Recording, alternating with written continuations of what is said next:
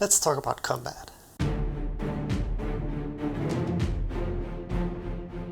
Sometimes it can be difficult to know exactly what to change in order to make one combat encounter stand out from the next.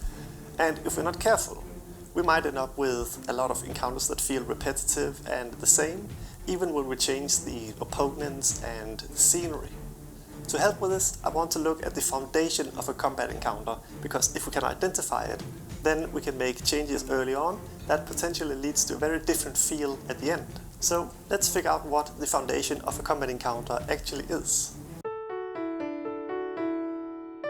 I've talked about how many things about D&D and similar games are essentially small stories, and ideally, combat encounters are no different.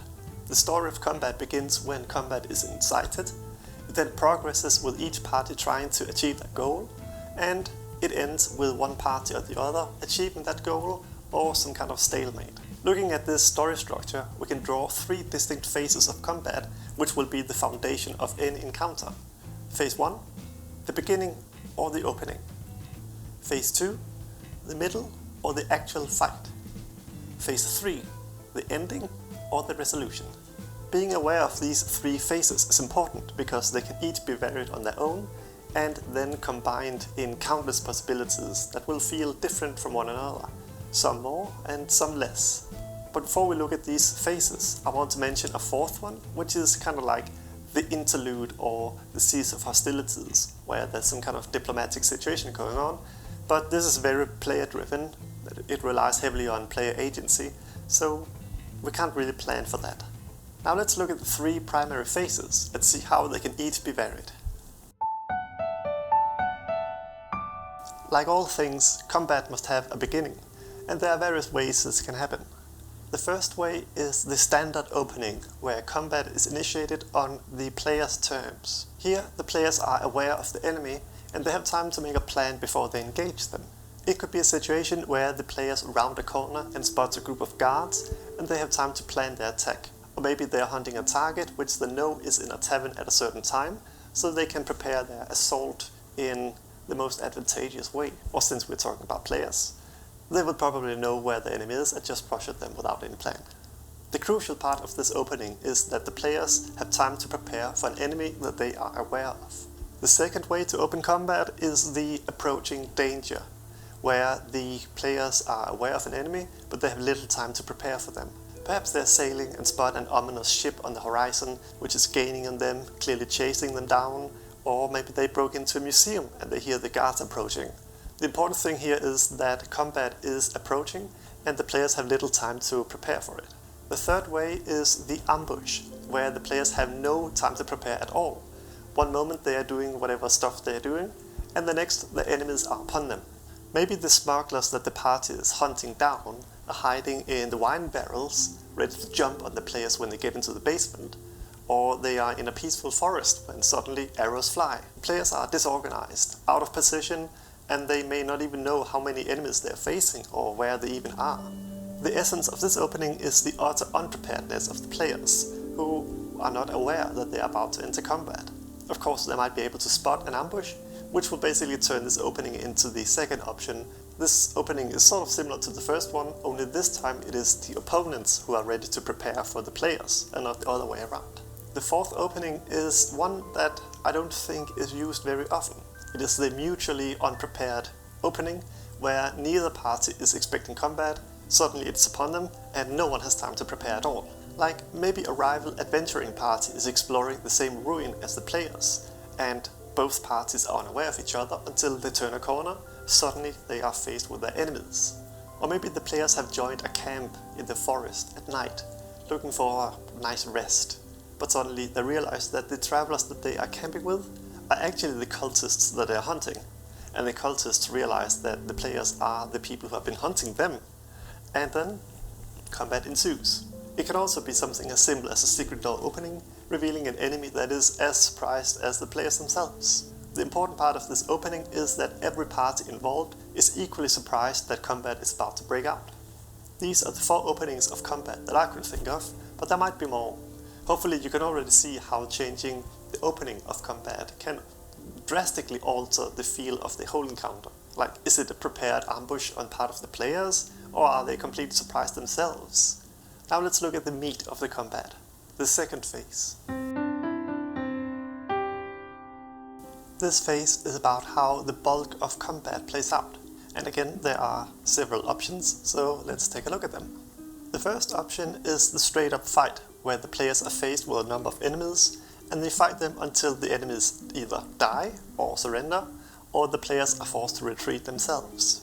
Bringing back the example of the guards from before, the players look around the corner, see 5 guards, they make their plan, and then they attack. The guards are fought into submission, and the encounter ends. Or maybe that ominous ship on the horizon arrives, and the players fight the pirates and are either victorious, or they are captured by the pirates. The main thing about this option is that the premise of the fight doesn't change during the encounter.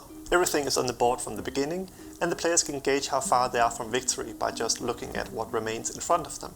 This is probably the most commonly used option for this phase of combat, and while it might seem a little boring, it has its uses. First of all, it's simple and it's easy to improvise on the fly. Secondly, it gives the players a complete sense of what is facing them, allowing them to make plans during the encounter and take calculated risks. It's easier to be more proactive if you know the situation you are facing, whereas in an evolving combat encounter, the players might be more hesitant or defensive. There's no shame in a straight up fight. It is the bread and butter of combat encounters for a reason.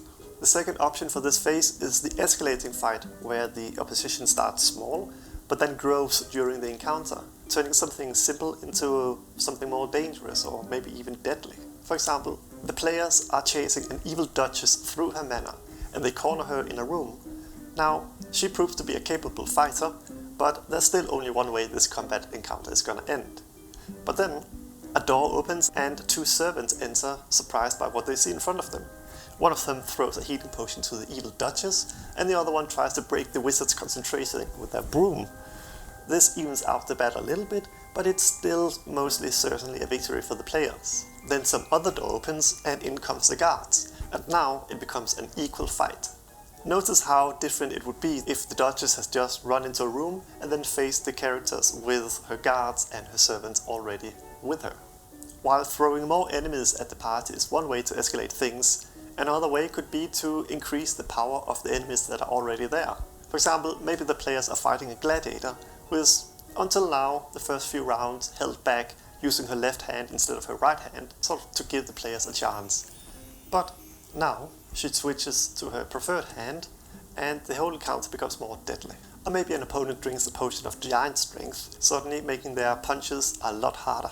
The essence of this option is that the encounter grows more and more difficult or chaotic, and it has some benefits. First of all, it allows you to adjust the difficulty of the encounter on the fly.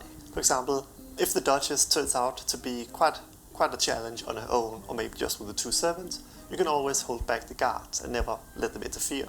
Or maybe even with the guards, the encounter seems too easy, so then you can throw in like the Manor's Beastmaster, who brings in this ferocious animal and tips the balance of the fight. It will feel more dynamic in this kind of encounter than in the straight up fight, because it's easier to withhold enemies from a fight than drawing them out when they're already on the board.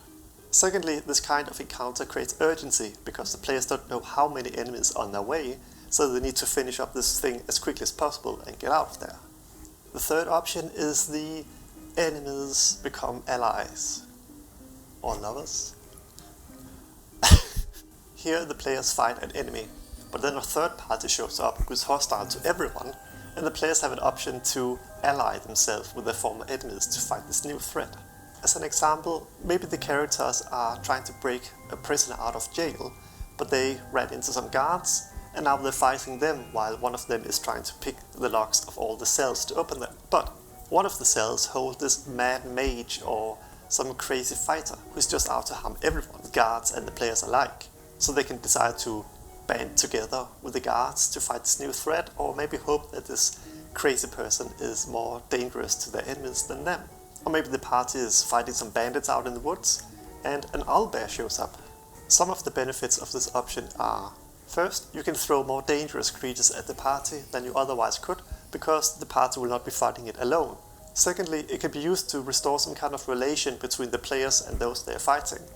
Maybe they help the guards fight some other greater threat, and this allows them to re-establish some kind of diplomatic relations with the guards.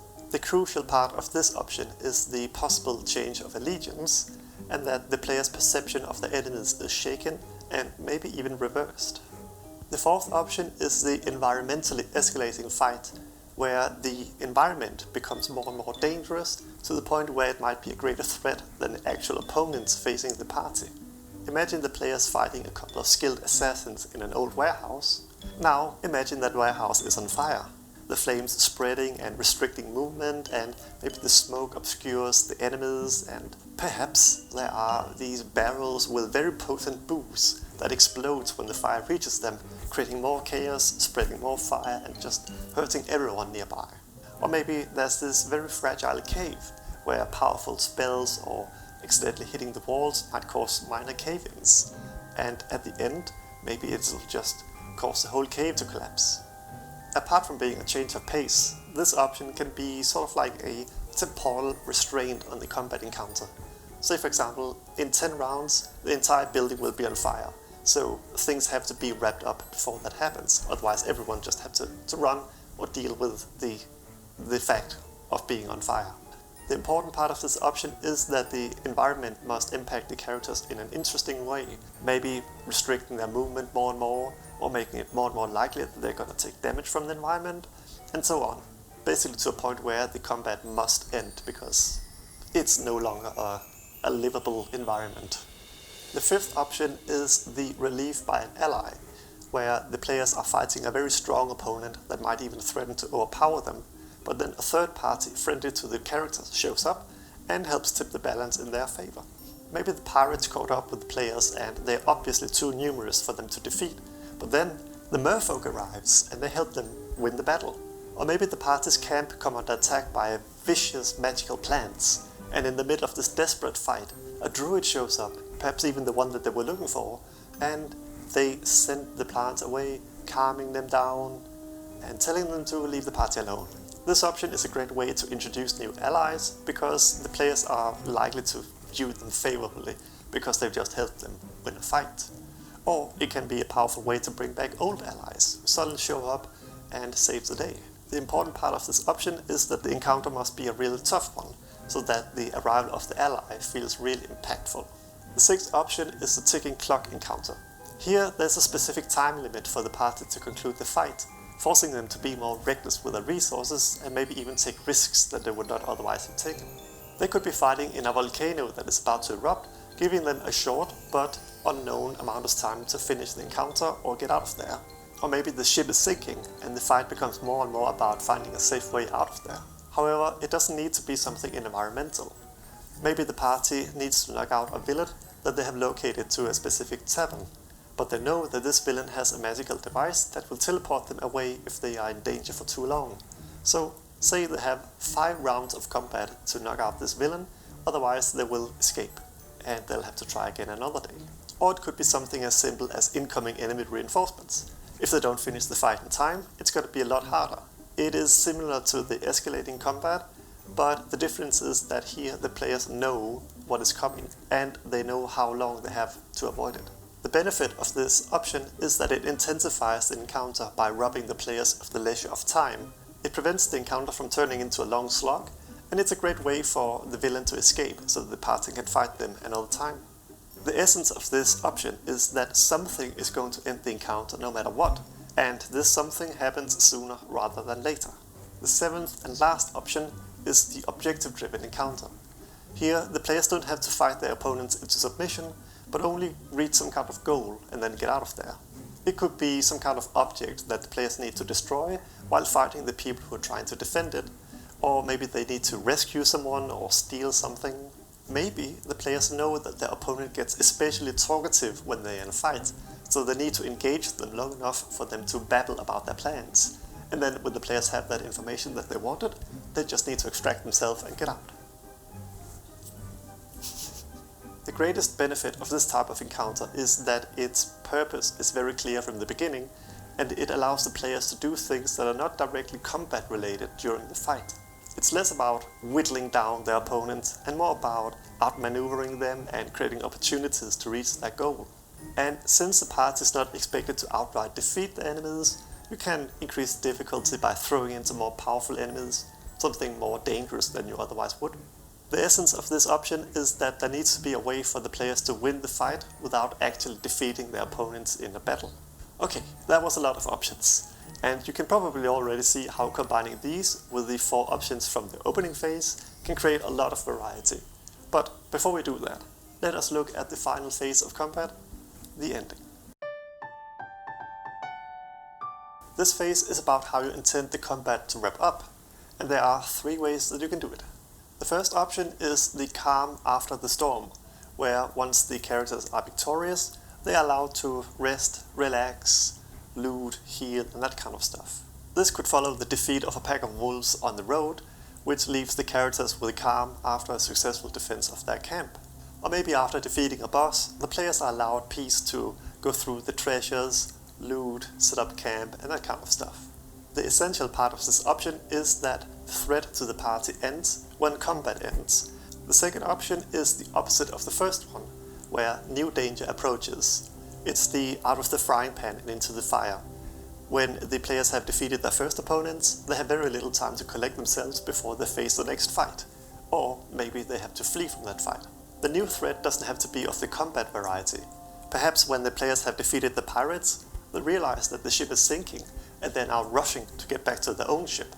Or maybe after finishing a fight on a frozen lake, the characters notice that their actions have cracked the ice, and they now have to get back to the safety of the shore, leading to this tense shuffle along the ice, trying not to break it completely right after the dangers of battle. This option is a good choice if you feel your players have become a little bit too comfortable with their abilities and you want to keep them on their toes. It's also a good way to string together more encounters without losing the pace in between. For example, after making their way safely back to the shore from the frozen lake, the characters find that there are tracks of new enemies, foreshadowing a nearby encounter. Essentially, this option requires an immediate threat to follow the last one, which prevents the players from taking a rest. The third option is the surrender of one side. Instead of fighting to the death, the players' opponents throw down their weapons and they surrender. And now the players have the dilemma of what to do with their prisoners, something they wouldn't have to deal with if the fight had been to the finish. Now they have a kind of responsibility for the enemies they just fought, and they have to make some choices. Having the opponents surrender gives the party a chance to interrogate them, learn about their foes, and maybe even recruiting one of the captives with a lure of gold or other promises, like their life, maybe.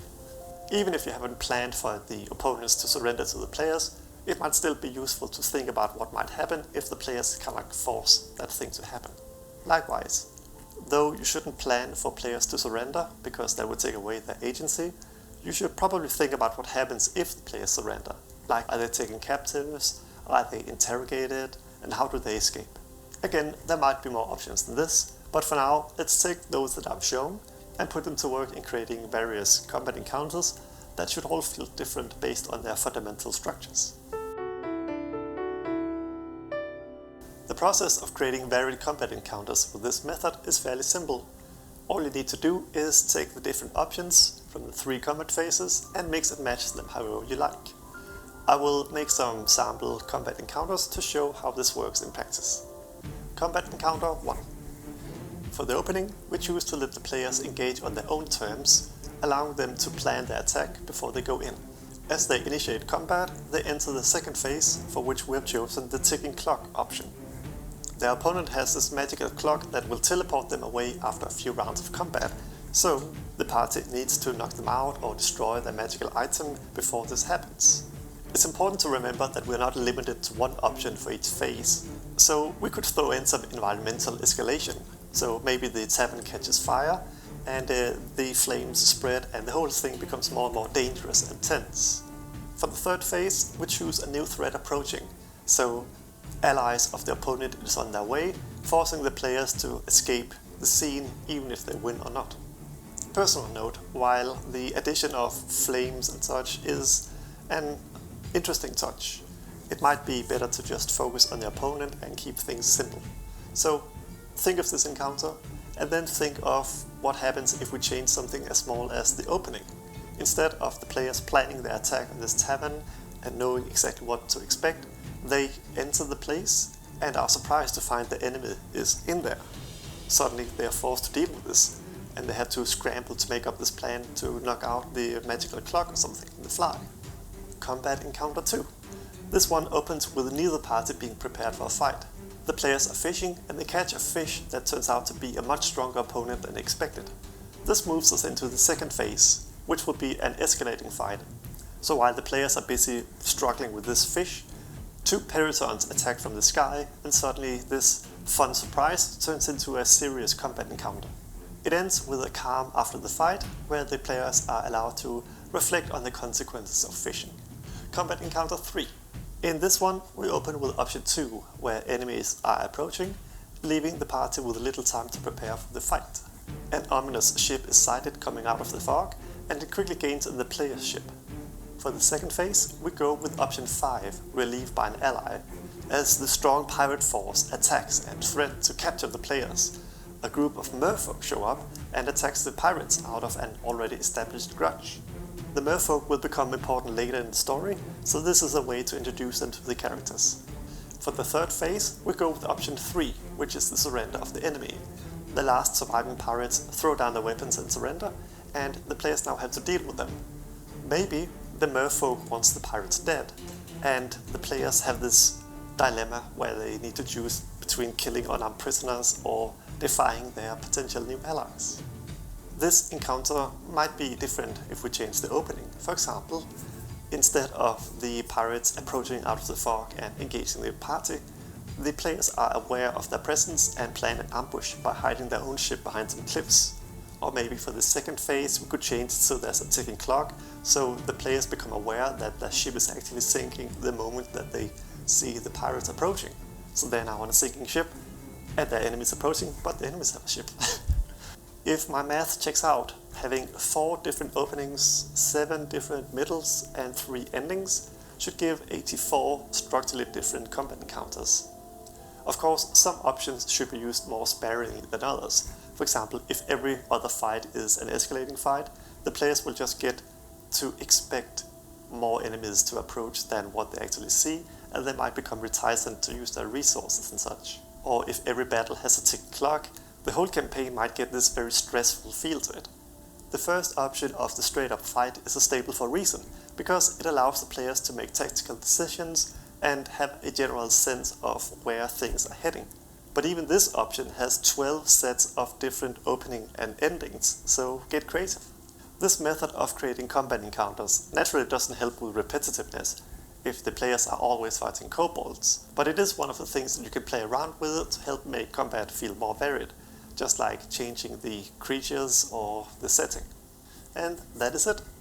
I hope this method makes it easier to create more varied combat encounters, and if you think so, why don't you give the video a like? Subscribe to the channel if you want to see more content like this, and if you want to support me, a comment down below really goes a long way, so maybe write about your most recent fun combat encounter or something like that. But yeah, until next time, take care of yourselves and I'll see you. Goodbye. Wavy hands. Always the wavy hands. Just throw them all over the place. I think that's good enough.